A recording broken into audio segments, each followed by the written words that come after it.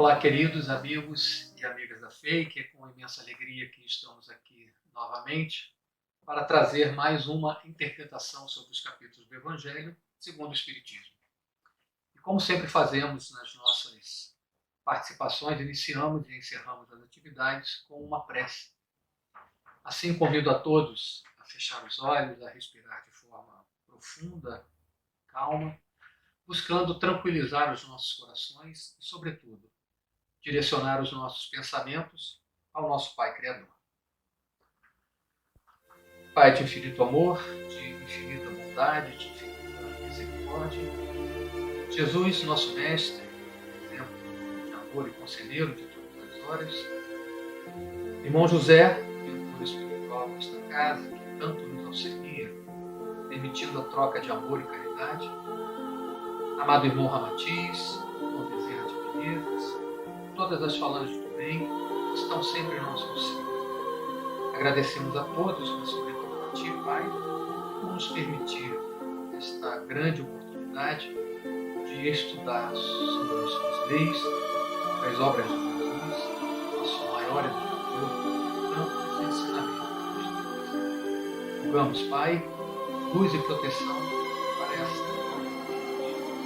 E assim, felizes e agradecidos por esse momento que nos humildemente permissão iniciarmos nossa conversa. E hoje damos graças a Deus. Muito bem, meus irmãos. Hoje vamos falar sobre dois tópicos do capítulo 10 do Evangelho segundo o Espiritismo, cujo título é Bem-aventurados os que são misericordiosos. Faremos a leitura e os comentários sob a ótica do Espiritismo dos itens 7 e 8, que trazem conteúdos sobre o seguinte tema: o sacrifício mais agradável a Deus. E antes mesmo de entrarmos nos comentários e nas observações acerca da máxima de Jesus, vamos então começar a análise do próprio tema. Quando a gente lê o sacrifício mais agradável a Deus, temos a impressão de que não faz muito sentido, não é mesmo? A começar que sacrifício normalmente está vinculado a uma ideia de sofrimento, de dor, de privação. Então, essa ligação nos faz pensar por que e como o sacrifício pode ser mais agradável ou agradável a Deus. Vamos então entender sob o ponto de vista da doutrina espírita. Enquanto estamos encarnados, vivenciamos diversas situações onde é necessário que façamos algumas escolhas. E essas escolhas, quando executadas de uma forma, digamos, inadequada, e sobretudo que essas ações conflitem com as leis divinas, certamente nos trará consequências, tendo em vista a lei de causa e efeito. No entanto, quando Jesus trouxe essa ideia do sacrifício que agrada a Deus, ele trouxe um preceito completamente diferente quando comparado ao sinônimo de dor e de sofrimento. Jesus assemelha este sacrifício a uma oferenda, a um tributo que é oferecido à divindade baseado na renúncia, na transformação dos nossos instintos inferiores. O sacrifício proposto por Jesus, neste caso específico, não é de ordem física, mas sim de ordem espiritual. O que mais poderia agradar a Deus se não fosse a nossa transformação interior, eliminando os instintos e os sentimentos de animosidade contra os nossos semelhantes? Platão, que junto a outros personagens fez muito trabalho, ele já dizia naquela época: vencer a si próprio é a maior vitória que podemos realizar. Bem, feito então este pequeno preâmbulo, vamos passar agora para a máxima de Jesus. Então vamos começar fazendo a leitura da máxima, que está registrada no Evangelho de Mateus, no capítulo 5, versículos 23 e 24. Está assim escrito, abre aspas: Portanto, quando fores colocar a tua oferenda no altar, e aí te lembrares que teu irmão tem alguma coisa contra ti, deixa a tua oferenda junto ao altar e vai primeiro reconciliar-te com o teu irmão. E depois volte para oferecê-la. Muito bem. Esse tema de hoje, ele tem a ver com a necessidade da reconciliação com o nosso adversário. Eu não chamaria nem de inimigo, né? E sim apenas de adversário. E reconciliar-se nos remete ao perdão, a deixar de lado o ressentimento, a mágoa que porventura alguém provocou em nós. Mágoa é um sentimento que surge em nosso coração quando uma outra pessoa comete uma ofensa contra nós, uma ação que nos decepciona ou até mesmo um gesto indelicado. E o pior é que a mágoa provoca uma sensação que nos incomoda de forma prolongada, muitas vezes fica apertando o nosso coração por meses e até anos. E isso é profundamente ruim para nós. No livro Caminho Iluminado, psicografado por Chico Xavier, ditado pelo espírito de Emmanuel, há um capítulo chamado Serena-te.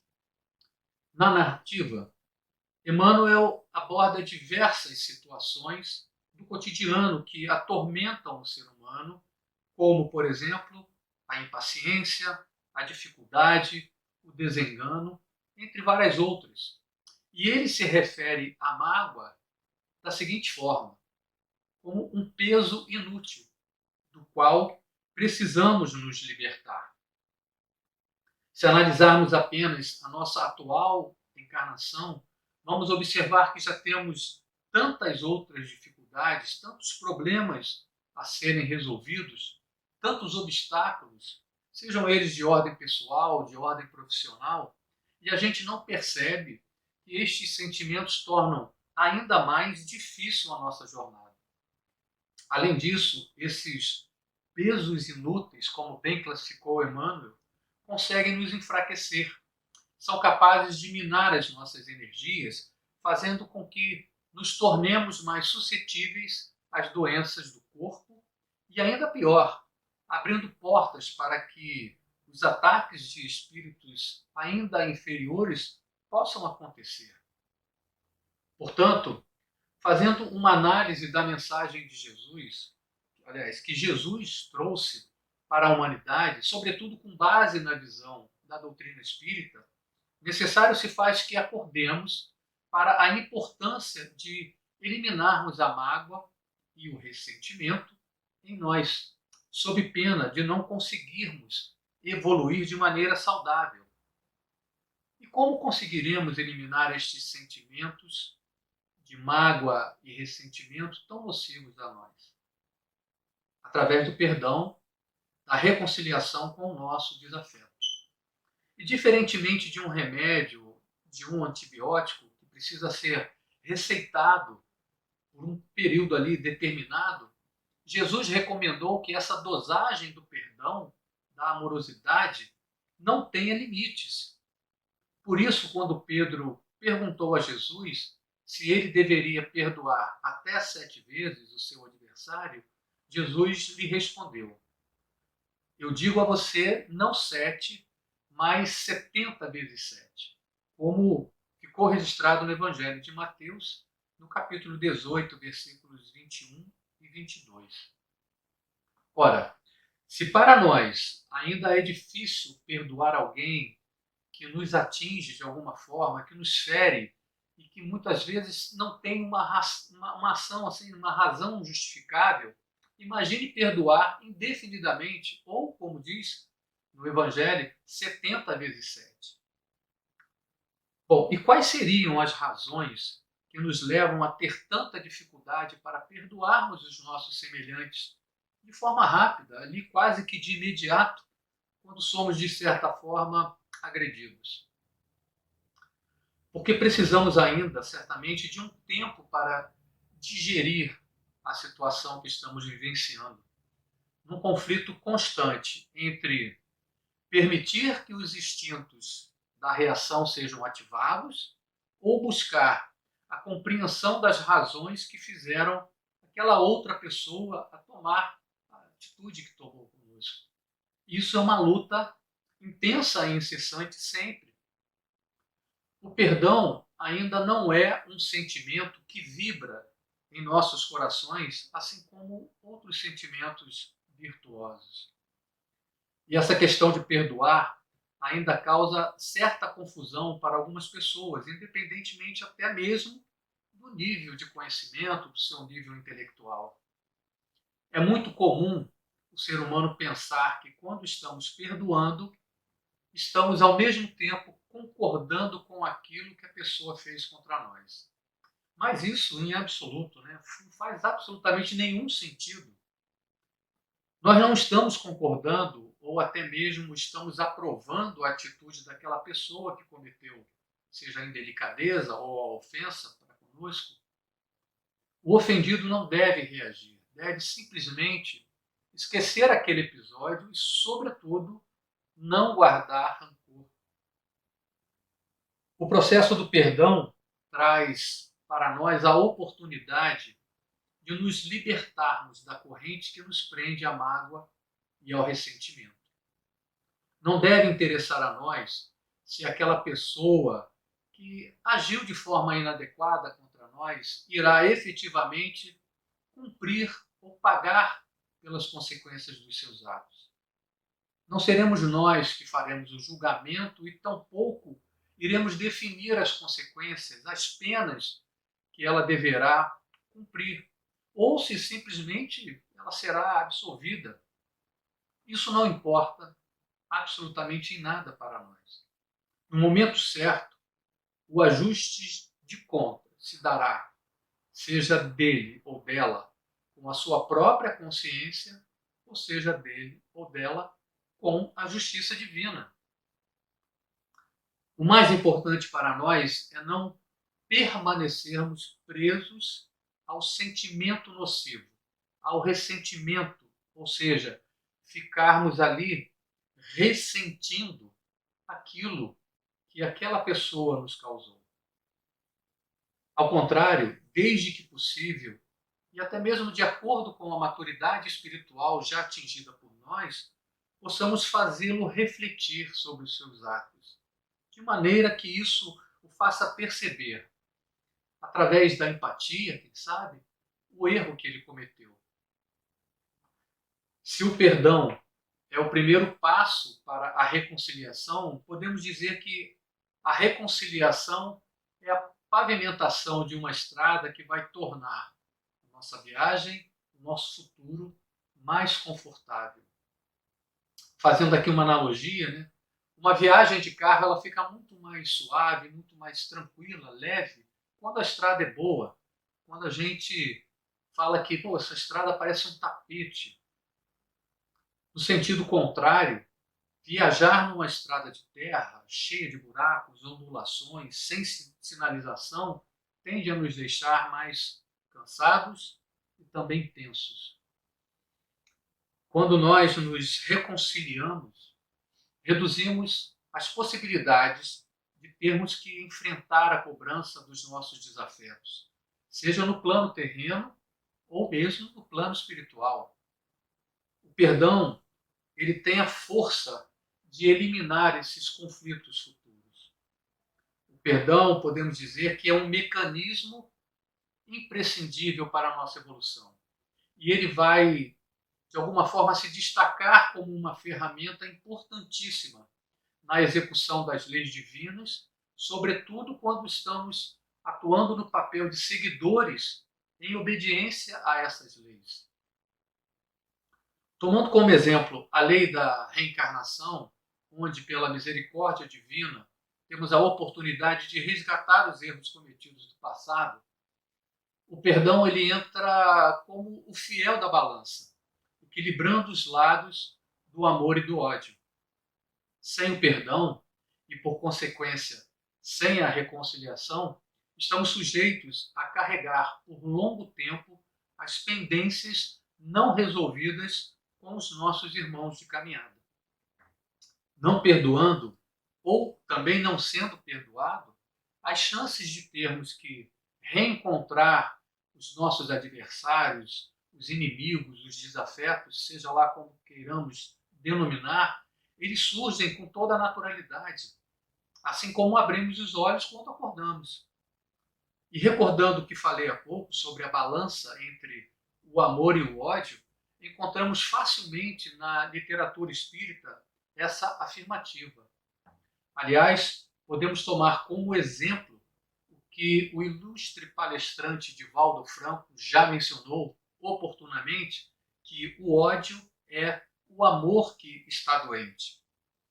E isso nos traz a natureza da vinculação entre os espíritos, seja pelo amor ou seja pelo ódio, uma vez que a energia que constrói, e aí podemos chamá-la de energia do amor, é a mesma energia que destrói, que é a energia do ódio. Por um momento amamos o nosso semelhante, sobretudo aquele que, regra geral, está mais próximo de nós.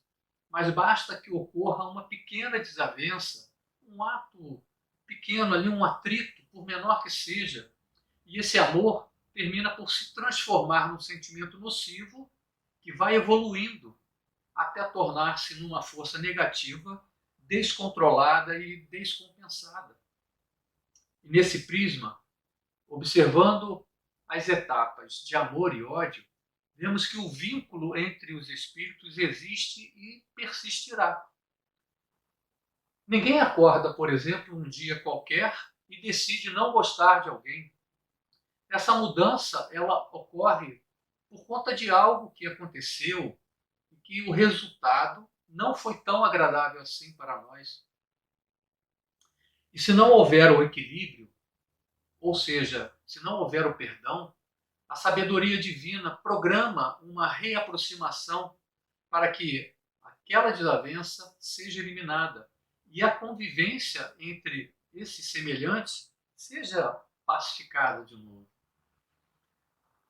Se pensarmos agora numa forma mais consistente de unir espíritos que possuem diferenças entre si e que precisam ser esclarecidas, eliminadas, qual arriscaríamos apostar? Certamente no grupo familiar, não é mesmo? A família é o perfeito laboratório para criar experiências que precisam e merecem dar resultado positivo, a transformar o ódio em amor. É na família que a bondade e a sabedoria divinas unem os espíritos que precisam vivenciar oportunidades para desenvolver o perdão, sobretudo sob o véu do esquecimento. Sem o véu do esquecimento, qualquer reaproximação seria ainda mais dificultada pelas lembranças do que fizemos no passado. Os mecanismos divinos são, além de maravilhosos, eles são misericordiosos. Estes reencontros objetivam transformar aquelas energias do ódio que ficaram latentes durante muito tempo em energias do amor, que, além de tudo, alimentam o ser humano, tornando-o melhor. O ambiente familiar tem um valor extraordinário, pois ele nos propicia desenvolver, digamos, entre os espíritos opostos, que possuem diferenças a serem ajustadas, o convívio diário.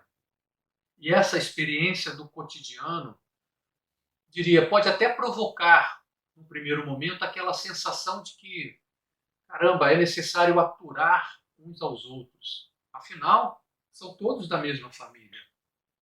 Mas com o passar do tempo, as sementes do amor, da compreensão, da indulgência, da fraternidade vão germinando e dando lugar à transformação necessária para que, pouco a pouco, as dificuldades vão se diluindo até não restar mais nada de nocivo entre os desafetos. E nesse ponto, que começa lá atrás, com o perdão, vale fazermos aqui uma reflexão sobre o valor grandioso da reencarnação como uma obra divina que utiliza a família para a união dos espíritos. A nossa rotina no dia a dia ela é tão intensa que não conseguimos, na maioria das vezes, perceber e muito menos mensurar a importância destes elementos: perdão, família e reencarnação. No nosso crescimento espiritual mesmo, rumo ao propósito de Deus, que é simplesmente nos fazer feliz. Ao contrário, é muito mais comum que nos salte aos olhos aquela pessoa que nos incomoda, que nos desafia com as suas provocações e que, na maioria das vezes, não compreendemos qual é a verdadeira função de termos aquele convívio.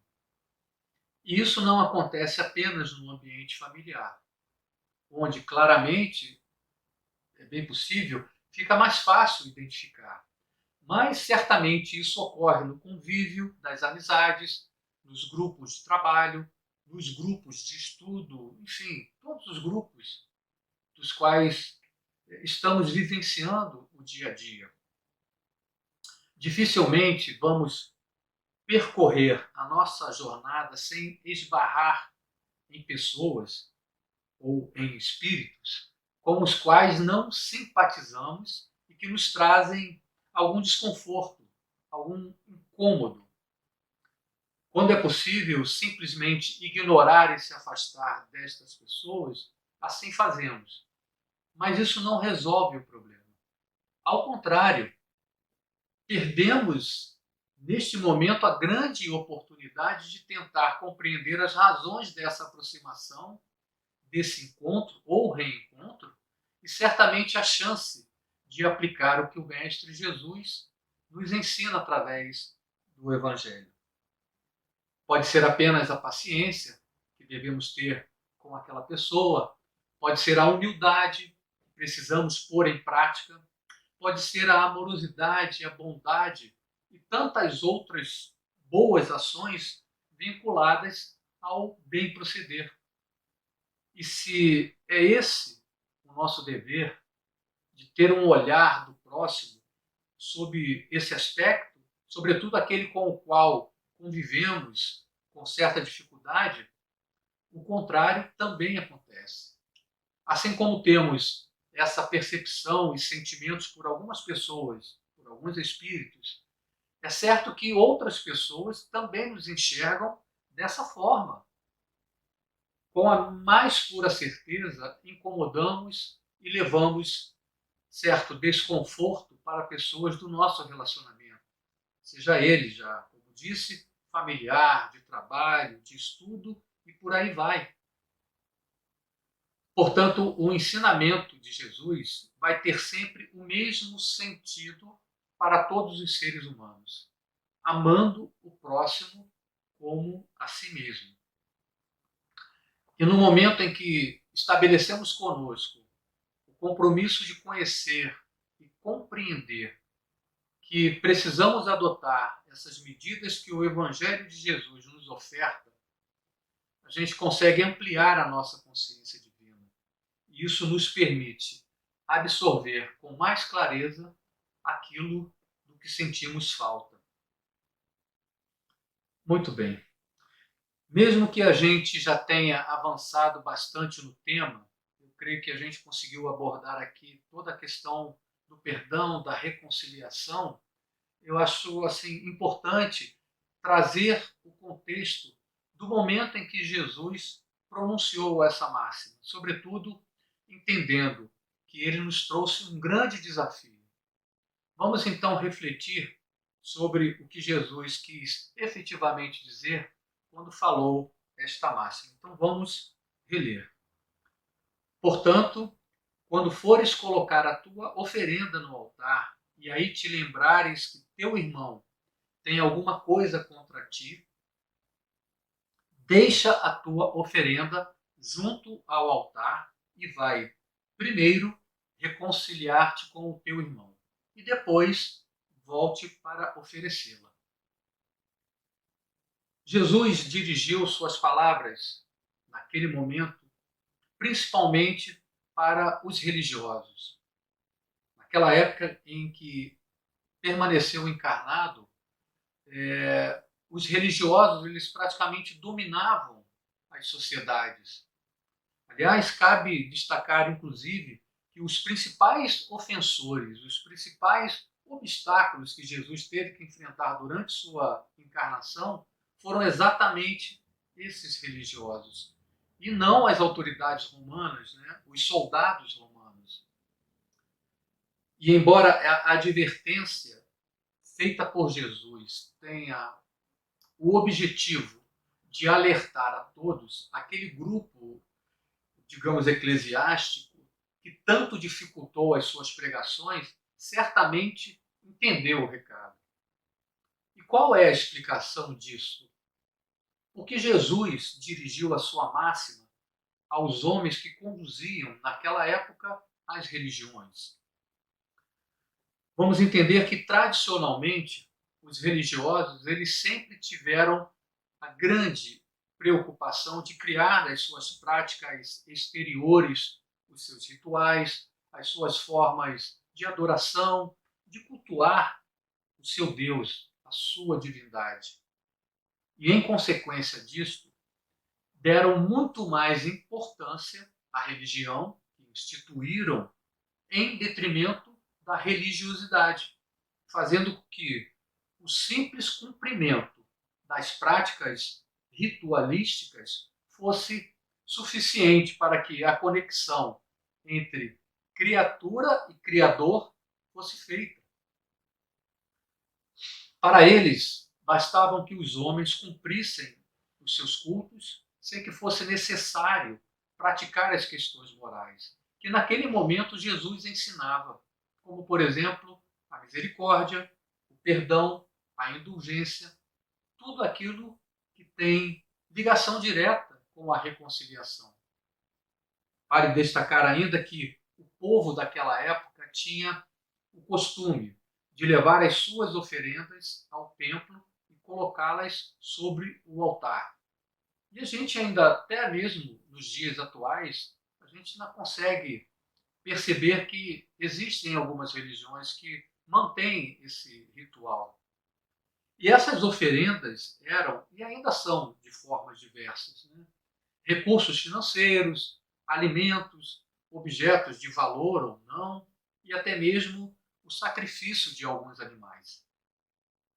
O povo daquela época acreditava que, fazendo a oferta destas oferendas, seriam bem vistos pela divindade, né? Estariam agradando a Deus.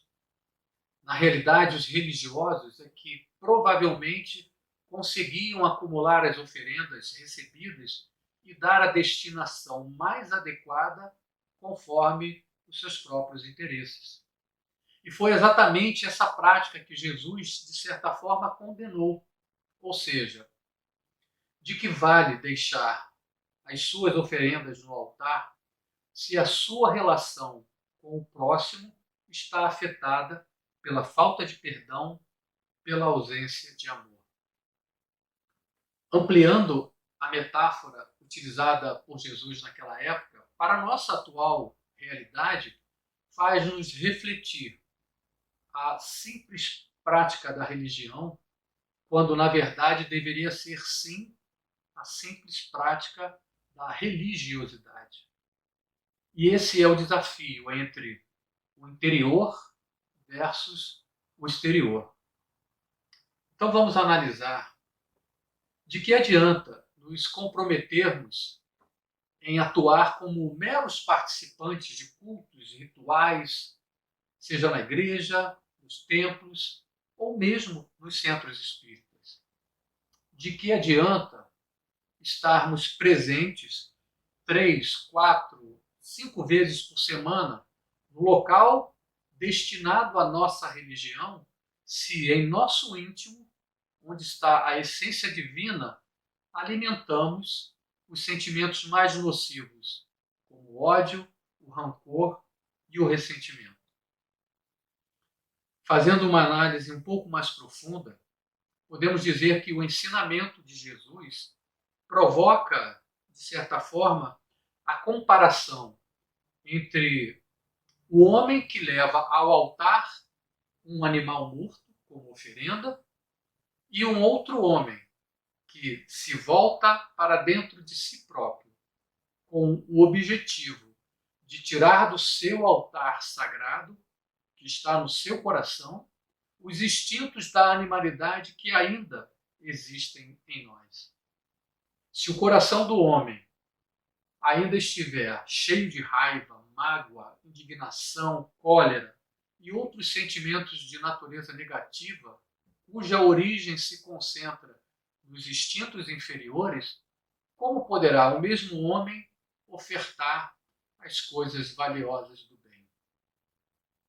Este, meus amigos e minhas amigas, é o verdadeiro sacrifício mais agradável a Deus.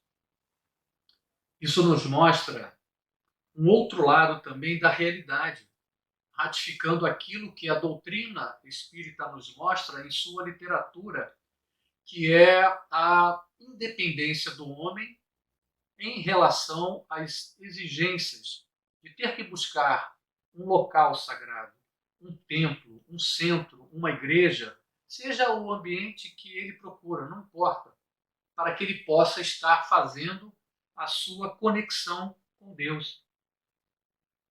Precisamos entender que nós não dependemos de absolutamente nada para nos ligarmos a Deus. Naturalmente, as religiões oferecem os seus lugares que podem e devem sim ser utilizados para o estudo, para o entendimento e, sobretudo, para o esclarecimento mais adequado das leis divinas e dos ensinamentos de Jesus. O período recente que todos nós enfrentamos, que ainda estamos enfrentando, mas agora um pouco menos, que é a pandemia, exigiu de nós a reclusão, que nós permanecêssemos em casa, e esse período provou que o grande templo para nos ligarmos ao divino está realmente em nós. Foi um tempo em que o movimento de religiosidade, mais cresceu, convidando todas as pessoas a se unirem em orações, ainda que afastadas pelo distanciamento social, já que todas as igrejas, os templos, as sinagogas, as casas espíritas, enfim, todas as religiões tinham as suas casas fechadas e, portanto, vazias. É necessário refletamos sobre a advertência de Jesus quando proferiu a máxima, demonstrando que a nossa conexão com Deus não depende efetivamente de um espaço, de um lugar, da prática de cultos ou de rituais.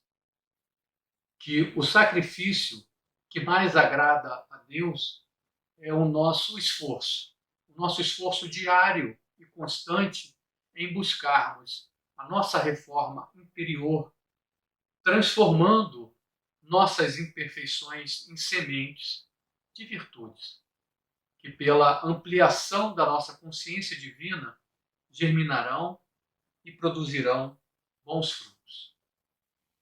Viva Jesus! Bem, meus caros irmãos, estamos aqui chegando ao fim dos nossos comentários. Vamos então pedir a Deus que nos dê força, coragem, para que façamos a nossa transformação, a nossa reforma íntima. Que além de cultivar o hábito da oração, que nos religa ao nosso Pai Criador, possamos também destinar e priorizar o nosso tempo ao estudo do Evangelho. Que os ensinamentos de Jesus ampliem o nosso entendimento, permitindo que possamos colocar no nosso dia a dia, no nosso cotidiano, a prática do perdão, da fraternidade e também da reconciliação. Que possamos fazer a caridade amando a Jesus na pessoa do próximo. Graças a Deus. Bom, meus irmãos, como disse na abertura, sempre iniciamos e encerramos as nossas atividades com uma prece. Então, peço a gentileza de que possamos mais uma vez fechar os nossos olhos.